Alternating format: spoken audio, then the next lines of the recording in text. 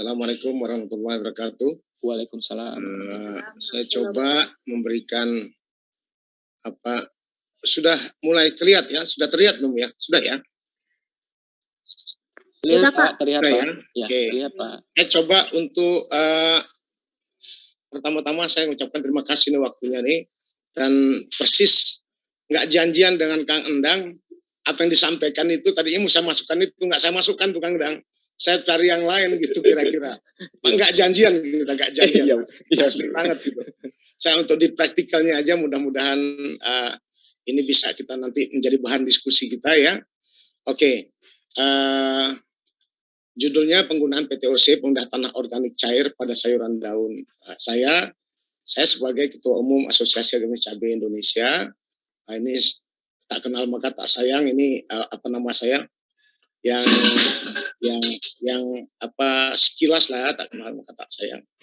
Nah, jadi kira-kira seperti itu. Sekarang memang ini yang kita lakukan sekarang adalah konsep sehatkan tanah dengan sehatkan tanaman. Itu lagu yang selalu kita nyanyikan ya. Kita lanjut aja ke permasalahan. Nah, kurang lebih tanaman sayuran seperti ini. Tapi memang saya selalu mengatakan pada petani-petani anggota kita untuk cabai, selalu pakai yang kita lakukan ini. Karena kadang-kadang kalau petani yang sudah maju, yang peserta kita enak Pak. Tapi banyak petani-petani yang masih belum, sulit untuk menyampaikannya, kita kasih tahu agak kembali lagi seperti yang lama. Syukur ini banyak PPL bisa nanti kita sama-sama sampaikan pada petani, sampaikan pada sahabat-sahabat kita petani ya. Oke, terus ini saya senang ini tadi ada dari Pak Direktur tadi, tujuannya sama ini, target pelaksanaan ini adalah kesehatan lahan dan peningkatan ketersediaan bahan organik, peningkatan hasil dan efisiensi untuk pendapatan.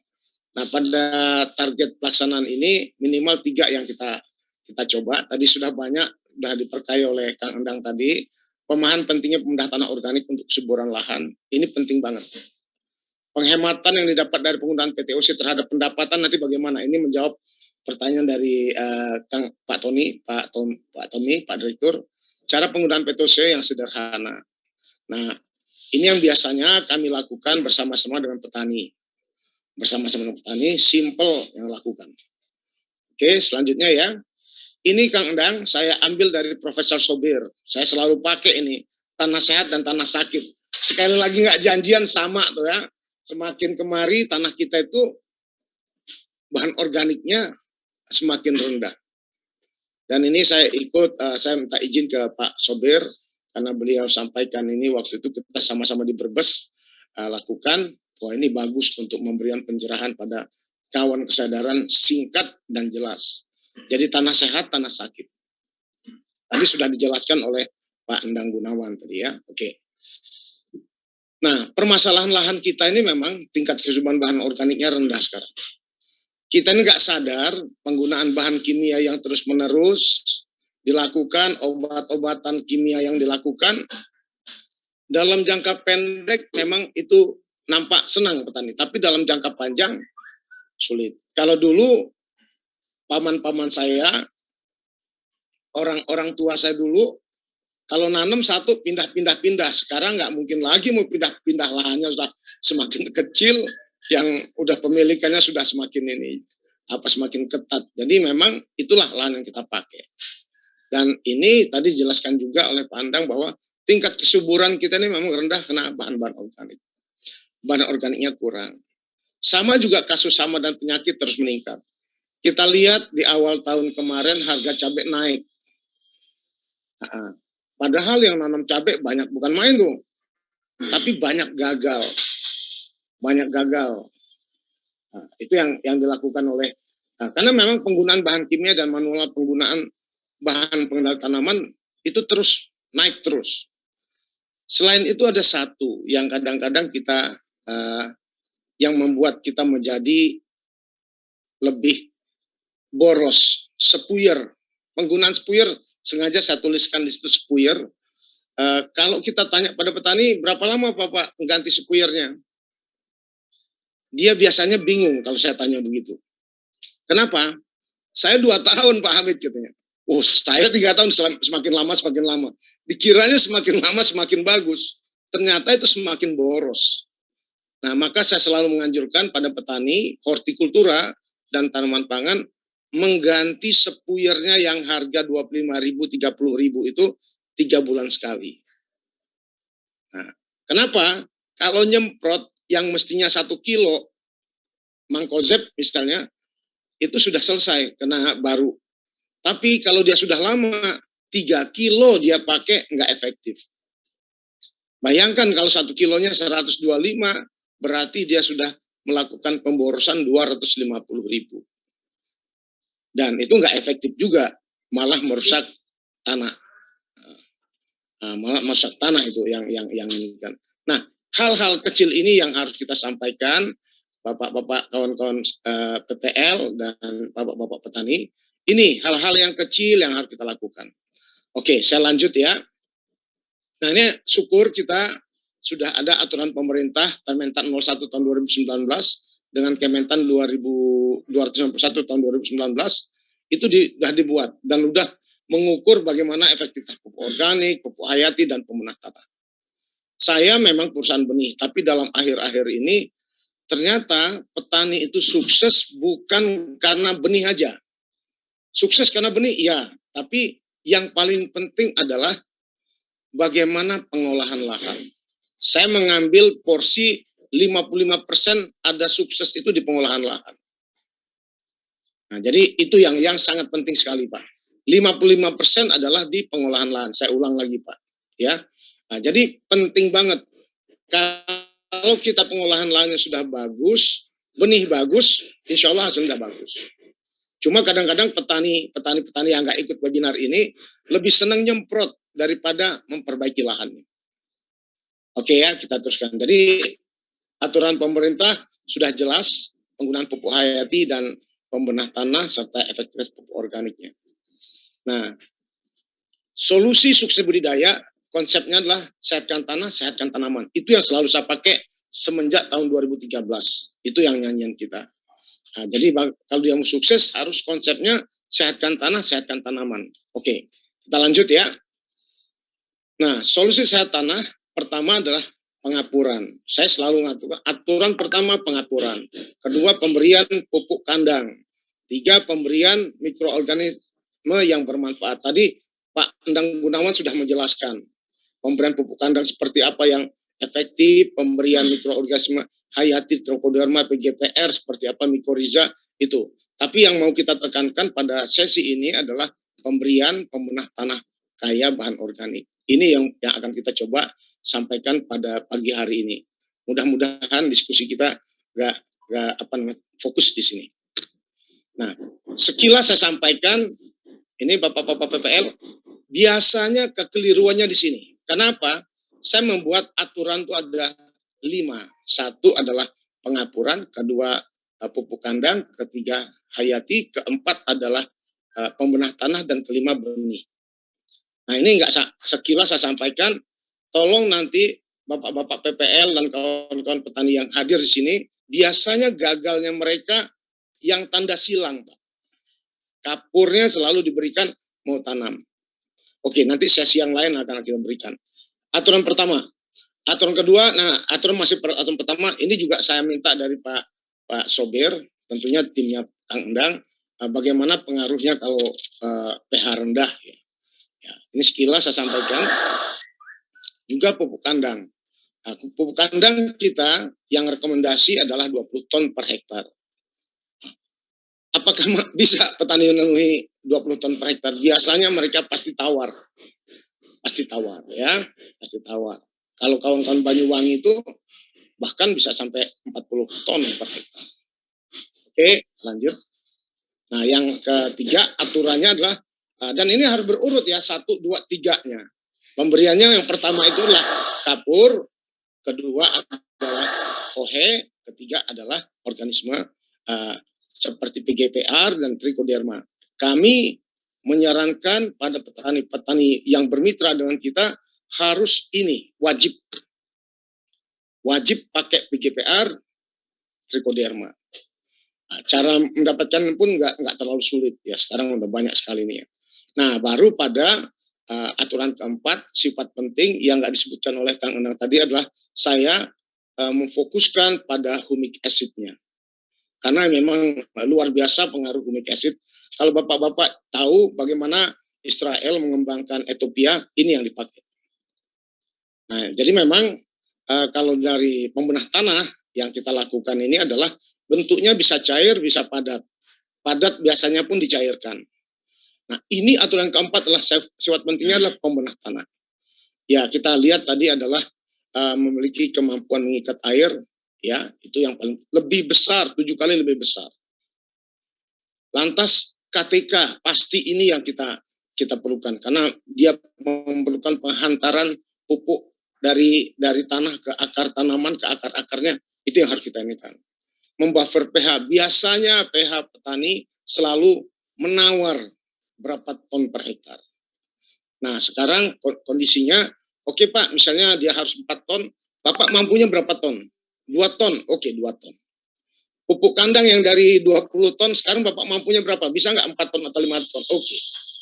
Nah, tapi you harus perbanyak di pembenah tanahnya. Di pembenah tanahnya harus diperbanyak ini. Ini yang ya, jadi itu yang dinikan, yang harus kita lakukan.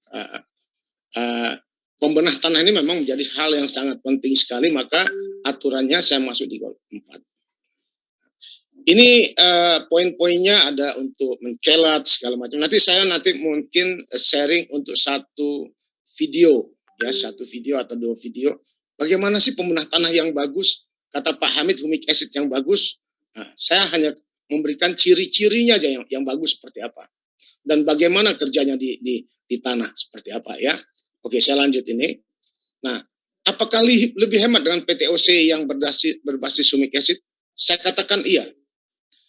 Yang kami lakukan dengan petani bawang merah, cabai, tomat, beberapa di daerah Banjarnegara untuk sawi-sawian, sayuran daun, ternyata pupuk kandang yang 20 ton itu hanya cukup pakai 5 ton per hektar. Jadi 20 ton itu hanya 4 sampai 5 ton. Nanti kalau kita hitung minimal 4,5 juta dia sudah hemat. Lantas pengapuran yang cukup 2 ton per hektar. Artinya kalau dia tanahnya 1000 meter atau kata orang Magelang itu sak keso itu cukup 2 kintal. Nah, ya tentunya agak senaikan. Ini kalau dilakukan penghematan minimal 1,2 juta, belum upah angkutnya. Pupuk makro saya bisa mengatakan saya belum berani sampai 50% kurang. Tapi kalau hemat 30%, oke. Ini sudah terbukti yang kita lakukan ini. Nah, minimal per hektar itu kita bisa melakukan penghematan tuh sampai 15 juta per hektar. Tergantung harga PTOC-nya. Harga pembenah tanah organik cair ini beragam, tergantung daripada kualitas ya. Tergantung kualitasnya. Belum dihitung penghematan obatan kimia setelah panen. Tanamannya lebih sehat, lebih glowing istilahnya ya, kalau kita lihat seperti itu. Nah, izin saya share seperti ini kira-kira ininya apa gambarannya ya. Di mana saya izin saya share ini, coba ya, Nah, ini saya ada video, ini ciri-ciri yang bagus, nampak ya ini ya, ini di Australia punya nih. Belum Pak. Belum kelihatan. Oh, sorry. Ya.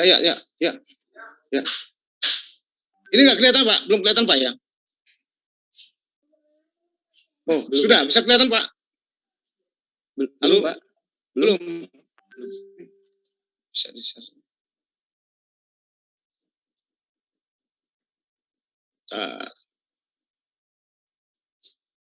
Iya. Nah, ini contoh, saya ulang karena memang sebentar. Nah, sudah nampak ya? Nampak ya Pak ya?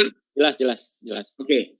Nah, jadi saya ulang, saya hanya ingin mencirikan kalau humic acid atau asam pembenah tanah kita ini Kalau dia berupa powder, cirinya begini, 100% soluble.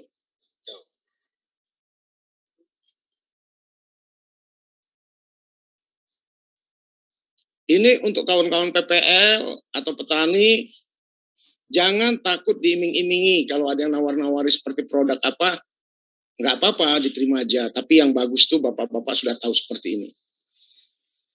Ya, kira-kira seperti itu. Kalau dia ditetes sedikit ujung kuku aja, masukkan ke air, apa namanya, harus larut 100%. Oke ya, itu satu. Nanti saya tambah satu lagi file yang bisa ini. Ini cara kerjanya yang diinikan. Ini udah bisa.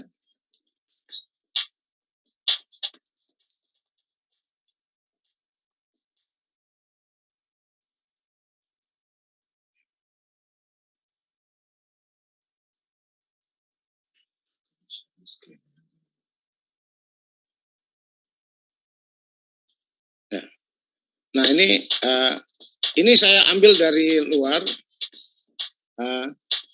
Power of untuk melepas P. Untuk melepas P, ini saya agak cepat aja nanti ya. Walaupun cuma 1 menit. Ini teknik pemupukan kalau kita ambil ilustrasinya aja di luar. Nah, di tanah itu kan kalau kita umumnya adalah asam. Yang jadi masalah itu selalu Fe dan Al. Kalau Ca mungkin nggak ada. P-nya, target kita adalah pada perakaran. Kita lihat.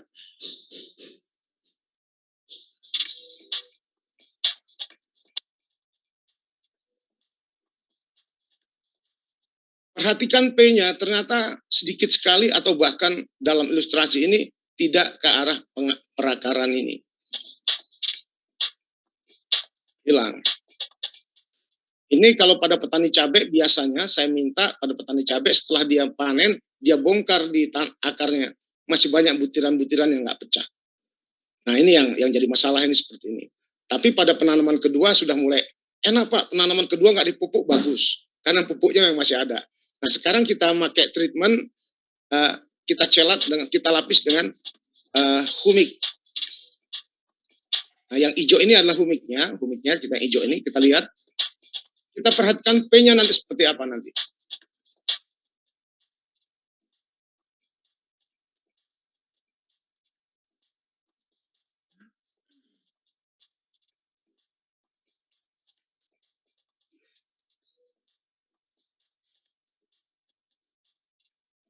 Nampak P-nya, karena mungkin tadi itu yang disebut ada KTK, ada itu yang akan membawa mereka melepas P-nya.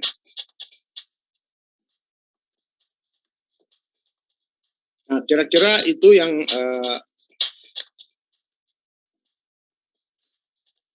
kembali ke share apa tadi, mana share apa tadi? Ini share. Sudah kembali lagi ke sini Pak ya kita Pak ya.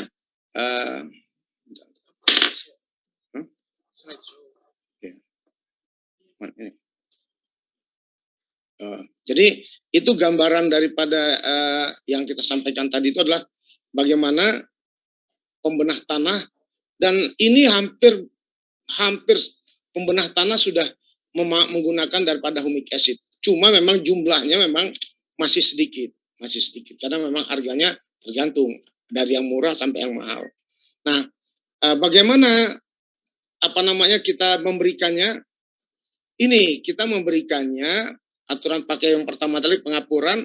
Biasanya kapur itu yang selalu salah di petani. Kalau yang ikut webinar ini mungkin sudah benar semua. Nah, kita sebelum tutup mulsa 5-7 hari tanam baru kita aplikasikan. Apa yang dia sampaikan Kang Endang tadi sudah benar. Jadi larutkan pembenah tanah dalam air. Kalau yang ada di beberapa produk yang kita rekomendasikan per 1000 meter itu cukup 1/4 sampai setengah kilo. Tergantung dari petaninya. Kalau tanahnya sewa, saya sarankan pakai sedikit aja. Tapi kalau tanahnya milik sendiri, pakai setengah kilo per 1000 meter. Nah, ini kalau petani-petani bawang kita yang sudah pakai di daerah Nganjuk, itu senang mereka pakainya. Kenapa? Yang tadinya bawangnya sebesar biji besar jempol, sekarang udah sebesar jempol kakinya mereka. Nah, ini yang harus kita pakai saat berubahnya diberikan pemenataan sebelum tutup mulsa, 5-7 hari sebelum tanam.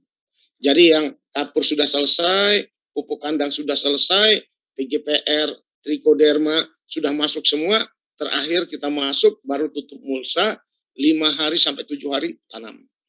Tadi saya juga sepaham dengan Kang Endang, nanti setelah tanam pun diaplikasikan. Di istilahnya kalau di tanaman-tanaman cabai, tomat itu dikocor ya, dikocor. Nah, mulai kocor tuh dikasih campuran-campuran ini. Kalau dia berupa bubuk, cukup 1 sendok teh per misalnya 10 liter. Kalau daerah Jawa Barat kentang biasanya drum. Kalau drum kasih dia 100 gram dicampur dengan pupuk. Itu akan beda hasilnya. Akan beda banget hasilnya. Ya. Jadi kira-kira seperti itu yang kita lakukan, dan itu bisa dilakukan sepaham Kang Endang 3-4 kali dilakukan awal-awalnya. Istilahnya dikocor. Dan ini memang yang hasilnya, wah, testimoninya memang nggak saya sebarkan. Mereka apa yang disarankan kita ini luar biasa Pak Hamid. Nah, cuma mereka lanjutnya membelinya di mana, berapa harganya, terus mereka tanyakan. Artinya memang kita harus memberikan solusi-solusi praktis pada petani. Memang itu yang dibutuhkan permasalahannya. Ya, oke. Jadi bagaimana pemenuh tanah itu seperti bekerja sudah sampaikan.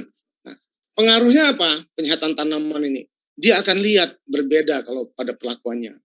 Tentu kalau kita sama-sama paham mana yang akan lebih bagus tumbuhnya, kanan atau kiri, pasti yang ini. Kenapa? Akarnya panjang, banyak, gondrong istilahnya. Gondrong atau banyak ini, nah pasti dia akan ngambil semua yang ada makanan-makanan di dalam tanah. Nah, kira-kira ini yang saya memberikan sebagai contoh-contoh. Nah, ini di Majalengka seperti backgroundnya Pak Endang tadi di daerah Panglewiyan, daerah-daerah Majalengka di atas. Ada di sana Pak Lili, ini umurnya sama, semuanya sama, hanya membedakan teknologi yang kita berikan. Mudah-mudahan dari BPP Majalengka ini Argapura hadir, Argapura bisa lihat foto mereka ada di sini seperti ini. Ini hanya membedakan teknologi dan kenaikannya 44%. Beda banget. Nah, kalau yang sebelah kanan ini di Lampung Pak Tasmil, lihat beda warna daunnya. Yang satu kusam, yang satu masih hijau. Besarnya umbinya sama. Dan ini saya memberikan contoh, saya anggap ini pun sama perlakuannya pada sayuran daun. Jadi memang kehadiran teknologi, saya ingin menjawab secara nggak sengaja tadi Pak Direktur menyampaikan untuk kesehatan lahan, ketersediaan bahan organik, hasilnya nanti harus lebih bagus, dan yang paling penting adalah peningkatan efisiensi, terjadi peningkatan efisiensi. Mudah-mudahan ini yang bisa kita berikan pada sesi hari ini, ya. Saya dengan Kang Endang nanti coba bisa sama-sama menjawab. Artinya memang bertani sekarang harus dihadirkan teknologi. Mungkin itu yang bisa saya sampaikan. Satu saran di penutup adalah saya di nomor itu, dan saya sarankan pada petani, 2, pasang plantik aplikasi. Plantik aplikasi diambil dari Play Store, bapak-bapak, ibu-ibu ya. Itu daftar tanaman. Kadang-kadang petani mau nanya terus, coba buka plantik, bisa dia foto sedikit, lantas dia tahu penyakitnya apa. Karena kadang-kadang kawan-kawan petani ini, Pak, ini penyakitnya apa? Mana fotonya segini macam? Lama-lama banyak juga yang nanya. Nah, akhirnya saya ada rekomendasi Plantix aplikasi ini. Saya juga ada rekomendasi dari kawan, adalah dia pasang, dia coba dulu, dia foto, dia sudah tahu apa ini penyakitnya dan apa itu penanganannya. Nah, ini satu plantik. Yang kedua, saran kedua adalah spuyer. Tolong bapak-bapak, ibu-ibu petani ataupun PPL disarankan pada petaninya. Jangan takut rugi 25.000, 30.000, ganti spuyernya setiap 3 bulan. Jangan nunggu 2 tahun. 2 tahun tuh nggak kerasa dia beli mangkozeb apa namanya, berbahan bakar konsep yang cukup satu kilo menjadi 3 kilo. 3 kilo pun nggak efektif. Mungkin itu yang perlu saran terakhir saya. Untuk selanjutnya ya bisa nanti kita coba sama-sama diskusi di grup ini. Terima kasih, saya stop share. Bu Erna, saya kembalikan. Assalamualaikum warahmatullahi wabarakatuh. Baik.